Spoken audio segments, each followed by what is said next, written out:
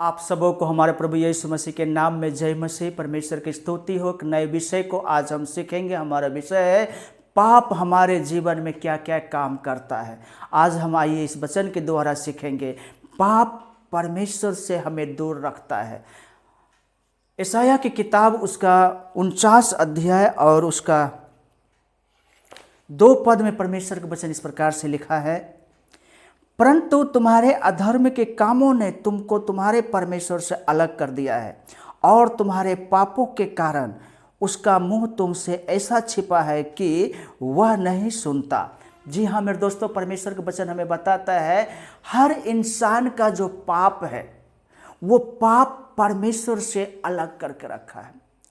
परमेश्वर नहीं चाहता कि हम अपने बच्चों से दूर रहे, लेकिन परमेश्वर और इंसान के बीच में जो एक दीवार है उसका नाम है पाप।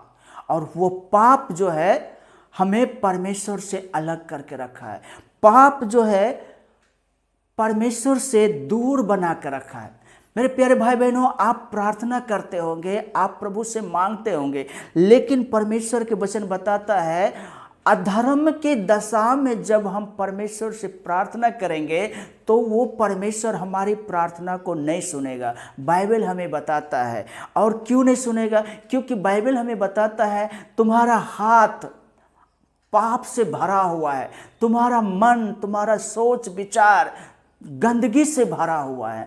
और उस गंदगी से भरे हुए मन से जब हम परमेश्वर से प्रार्थना करेंगे तो परमेश्वर हमारा नहीं सुनेगा। क्योंकि बाइबल हमें बताते हैं तुम्हारे अपराध के कारण, पापों के कारण परमेश्वर तुमसे मुंह छिपा लिया है, इसलिए वो हमारी दुआ को, प्रार्थना को नहीं सुनता है। इसलिए हमें ध्यान रखना मेरे प्यारे भाई बहनों, हम पाप की दशा में रहेंगे और परमेश्वर से प्रार्थना करेंगे, परमेश्वर हमारी प्रार्थना को कभी भी सुनेगा नहीं और जवाब भी नहीं देगा। और दूसरा है पाप हमें दोषी महसूस कराता है। भजन संहिता उसका 38:4 में इस प्रकार से लिखा है, क्योंकि मेरे अधर्म के कामों में मेरा सिर डूब गया और वे भारी बोझ के समान मेरे सहने से बाहर हो गए।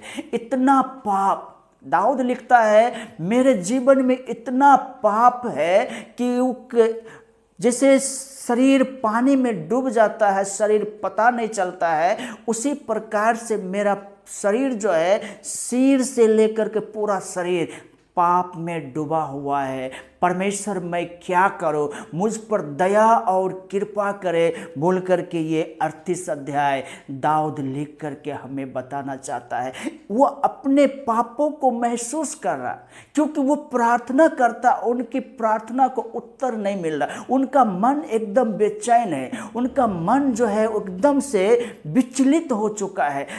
मानो जब इंसान परमेश्वर से दूर हो जाए, जब इंसान माता पिता से दूर हो जाते हैं तो उनका जीवन कैसे विचलित होता है, वही इनका मन हुआ है मेरे प्यारे भाई बहनों। क्योंकि इनका मन जो है पाप से, शरीर पाप से भरा हुआ है, इसलिए यहाँ पर इनको स्मरण हो रहा है कि मैं क्या करूँ, मेरा मन तो, मेरा शरीर तो है पाप में डूबा हुआ है, हे मेरे परमेश्वर मेरे लिए उपाय कीजिए।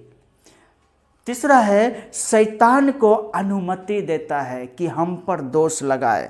आइए हम देखते हैं परमेश्वर के वचन को, प्रकाशित वाक्य उसका 12 अध्याय और उसका 10 पद में, फिर मैंने स्वर्ग से यह बड़ा शब्द आते हुए सुना, अब हमारे परमेश्वर का उद्धार और सामर्थ और राज्य और उसके मसीह का अधिकार प्रकट हुआ है, क्योंकि हमारे भाइयों पर दोष लगाने वाला जो रात दिन हमारे परमेश्वर के सामने उन पर दोष लगाया करता था, गिरा दिया गया है। जी हाँ मेरे दोस्तों, यहाँ पर एक दोष लगाने वाला शैतान, वो दोष लगाने की बार बार कोशिश करता है। और ये दोष लगाने की अनुमति कौन देता है? वह है पाप। मेरे प्यारे भाई बहनों, यहाँ पर हम देखते हैं अय्यूब की किताब में, वहाँ पर परमेश्वर ने शैतान को देख बोला कि तूने मेरे दास अय्यूब को देखा है क्या? तो शैतान उनको जवाब देता है, वो बिना लाभ को आपके महिमा नहीं करता है।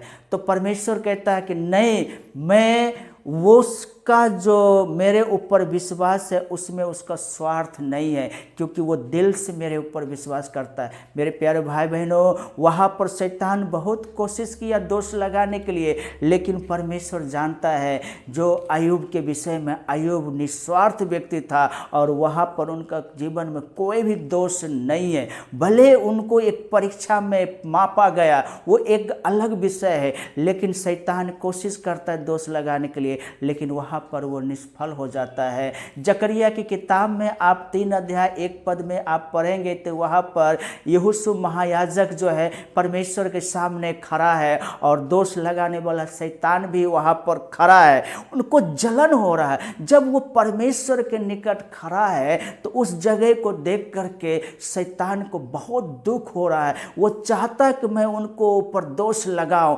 लेकिन यहोशू महायाजक परमेश्वर के निकट रहने वाला व्यक्ति, और परमेश्वर ने यहोशू को दूत शैतान के सामने वहाँ पर धर्म के चादर, धर्म के कपड़े पहनाए, धर्म का टोप पहनाए और उनको जलन हो रहा, लेकिन वहाँ पर उसका कोई भी कामयाब नहीं हुआ, क्योंकि वहाँ पर वो यहोशू निष्पाप खड़ा था। मेरे प्यारे भाई बहनों, शैतान को मौका कौन देता? हम और आप। जब हम पाप में गिर जाते हैं तब जाकर के शैतान को मौका मिल जाता है और वो हम पर दोष लगाने की कोशिश करता है और हमारे ही संगी भाइयों को हमारे पीछे लगा दिया जाता है। इसलिए हमें ध्यान रखना है।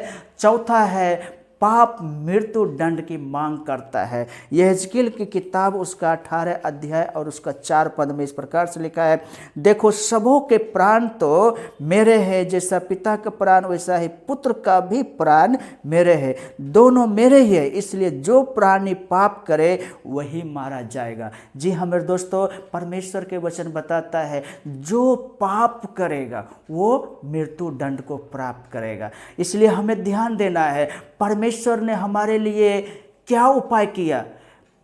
यूहन्ना 3:16 में लिखा है, परमेश्वर ने जगत से ऐसा प्रेम किया कि उसने अपना इकलौता पुत्र दे दिया ताकि जो कोई उस पर विश्वास करे वो नाश ना हो परंतु अनंत जीवन पाए। हमें अनंत जीवन पाने के लिए परमेश्वर ने हमारे लिए एक योजना बना करके प्रभु यीशु मसीह को हमारे लिए दे दिया। वो हमारा उद्धार करता है, लेकिन बाइबल बताता है जो कोई पाप करेगा वो नाश होगा और जो कोई पाप से मन फिरा लेगा और प्रभु यीशु मसीह को उद्धारकर्ता के रूप में विश्वास करके उनके रास्ते पर चलेगा, उनके लिए अनंत जीवन है। मेरे प्यारे भाई बहनों, परमेश्वर का वचन हमें बताता है पाप इंसान के जीवन में क्या क्या काम करता है। पहला है पाप परमेश्वर से अलग करता है। दूसरा है पाप हमें दोषी महसूस कराता है। तीसरा है पाप शैतान को अनुमति देता है कि हम पर दोष लगाए। और चौथा है पाप मृत्यु दंड का मांग करता है।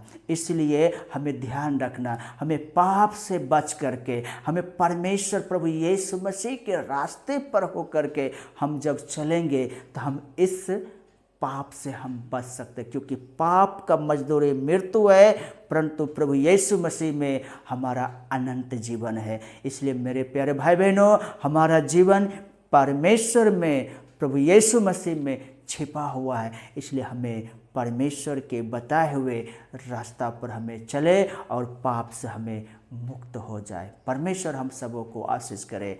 आमीन।